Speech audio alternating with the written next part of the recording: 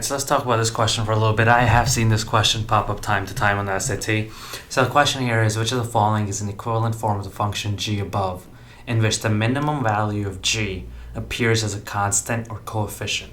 So what we're trying to figure out is the minimum value of this particular function, which I don't have written out yet. Let me just write it out.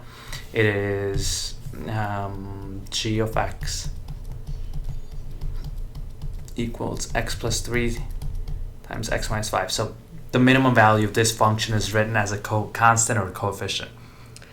Cram what I'm about to tell you. If you see a question with similar wording which is asking you which of the following shows an equation where you can see the minimum value, you're looking for something in this form. The reason for that is, see that k right there? Whatever the value of the k is, that tells you what your max or your min is, depending on your a. So for example, if a is positive, then you'll have a min right there, which will be the k value. Or if a is negative, you'll have a max value of k right there, right? So that's your that's the min value and that's your max value. So in this particular form, whatever your k value is, that's your min or max. And for that particular reason, I can cross out a and b, because they're not. This is an ax squared plus bx plus c. That doesn't show me my minimum as a coefficient. C and d have to be one of the answers, because see how that's in that same exact form? And that's exactly what I'm looking for, is if the quadratic is in the form of this, y equals a times quantity of x minus 8 squared plus k, you'll have your minimum coefficient that you can clearly see. All right, so now once we have that down, let's figure out how to attack this problem, if it's going to be C or D. So they give me this this equation right there, this graph function, whatever you want to call it up there.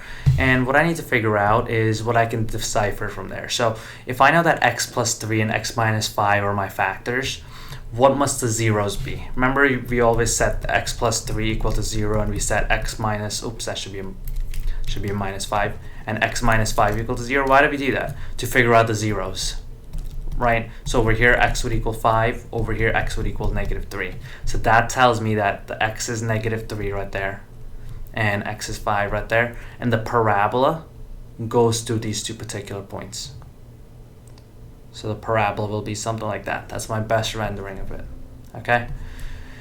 Now, one thing I do know about the min is this is going to be the minimum point right there, right? It's going to be dead smack in the middle, because these, from the minimum point, if I were to draw a dotted line, they should be perfect mirror images.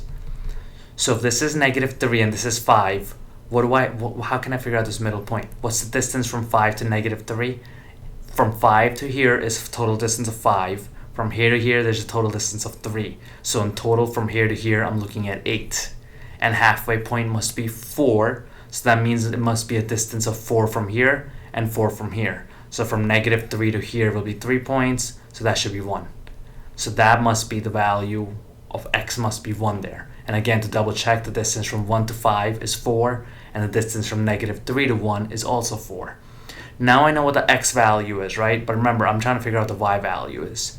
And it's as easy as just plugging it back into the original right there, the original graph, the original formula, and figuring out the y value is. So 1 plus 3 would be 4.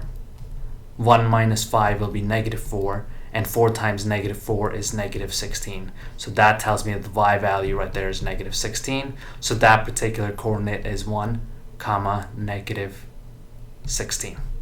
So I know that the minimum of this graph is negative 16, and that tells me it has to be answer choice C, because that displays that negative 16 as a coefficient, making my answer C.